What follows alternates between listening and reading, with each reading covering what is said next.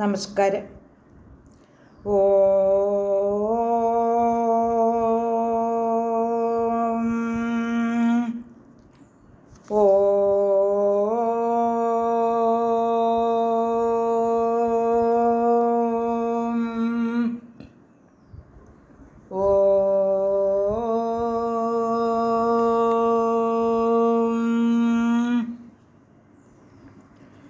കുജനം രാമ രാമേതി മധുരം മധുരാക്ഷരം ആരുഹ്യ കവിതാശാഖാം വന്ദേ വാൽമീകി കോകിലം.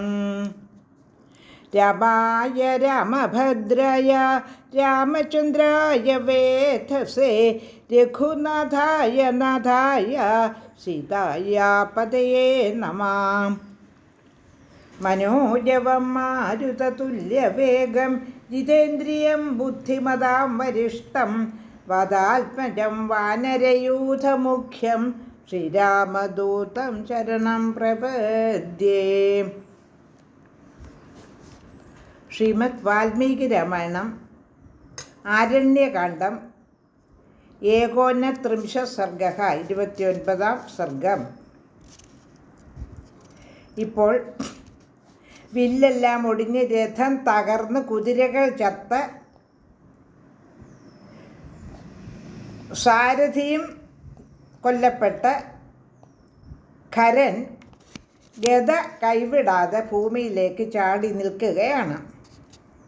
അപ്പോൾ അങ്ങനെ നിൽക്കുന്ന ഖരനോട് രാമൻ കുറച്ചൊരു സ്നേഹത്തിലാണെങ്കിലും വളരെ കടുപ്പപ്പെട്ട വാക്കുകളാണ് പറഞ്ഞത്.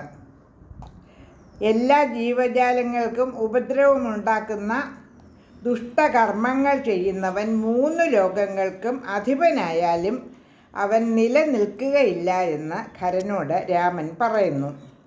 സർവ്വജനങ്ങളും അവനെ ഒരു ദുഷ്ട സർപ്പത്തെപ്പോലെ വെറുക്കും.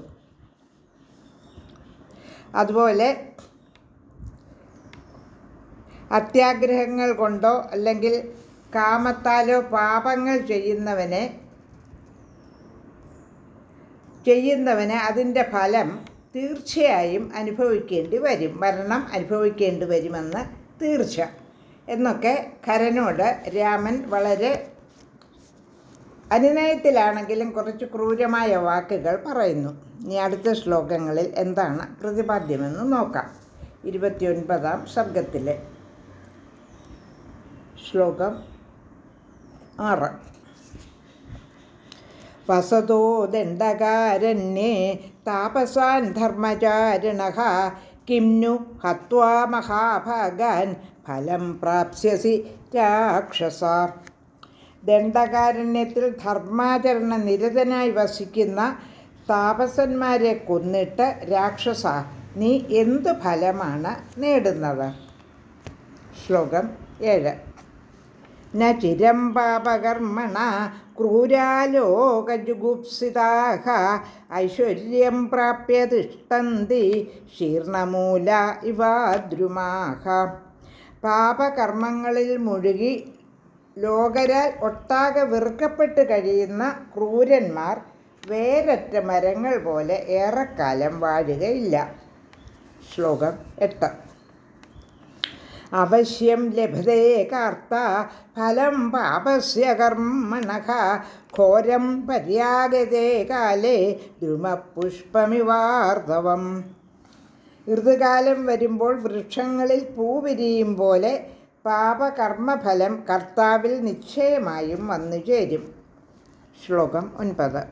ന ചിരാത് പ്രാപ്യതേ ലോകേ പാപാനാം കർമ്മണാം ഫലം സവിഷാണാമിവാന്നാനാം ഭുക്താനാം ക്ഷണദാചര. നിശാചര ലോകരുടെ പാപകർമ്മങ്ങൾക്ക് വിളംബം കൂടാതെ ഫലങ്ങൾ വന്നു ചേരും, വിഷാന്നം ഭുജിക്കുന്നവർക്കെന്ന പോലെ. ശ്ലോകം 10. പാപമാചരതാം ഘോരം ലോകസ്യ പ്രിയമിച്ഛതാം അഹമാസാദിതോ രാജ്ഞ പ്രാണാൻ ഹന്തും നിശാചര. ഘോര പാപകർമ്മങ്ങൾ ചെയ്തുകൊണ്ട് ലോകരെ ദ്രോഹിക്കുന്നവരുടെ പ്രാണനെടുക്കാൻ രാജാവിനാൽ നിയുക്തനായി എത്തിയവനാണ് ഞാൻ. ശ്ലോകം 11. അദ്യ ഭിത്വാ മയാ മുക്ത ശരാകാഞ്ചനഭൂഷണാഃ വിദ്യാരാധി പതിഷ്യന്തി വാൽമീകം ഇവ പന്നഗാഃ. ഇപ്പോൾ സ്വർണഭൂഷിതമായ എൻ്റെ ശരങ്ങൾ നിന്നെ പിളർന്ന പുറ്റിനുള്ളിലേക്ക് പാമ്പുകളെന്ന പോലെ തുളച്ചു കയറും. ശ്ലോകം 12. യേ ത്വയാ ദണ്ഡകാരണ്യേ ഭക്ഷിതാ ധർമ്മചാരിണഃ താനദ്യ നിഹതസംഖ്യേ സ്വസൈന്യേനോനു ഗമിഷ്യതി.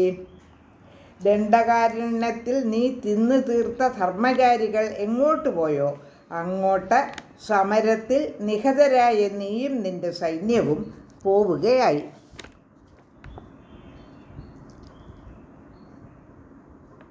അദ്യത്വാം നിഹതം ബാണൈ പശ്യന്തു പരമർഷയഃ നിരയസ്തം വിമാനസ്ഥ യേ ത്വയാ നിഹതാ പുരാ.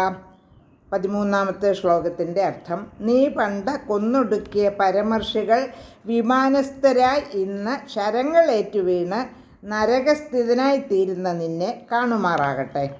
ശ്ലോകം 14. പ്രഹരസ്വ യഥാ കാമം കുരു യത്നം കുലാധമ അദ്യതേ പാതയിഷ്യാമി ശിരസ്താലഫലം യഥാ. ഇഷ്ടം പോലെ അമ്പ ചെയ്തു കൊള്ളുക, ആവതെല്ലാം ചെയ്തു കൊള്ളുക. കുലാധമ, നിന്റെ തല പനമ്പഴം പോലെ ഞാനിന്ന് അറുത്തു വീഴ്ത്തും. 14 ശ്ലോകങ്ങളാണ് പാരായണം ചെയ്തത്. ലോകാ സമസ്ത സുഖിനോ ഭവന്തു.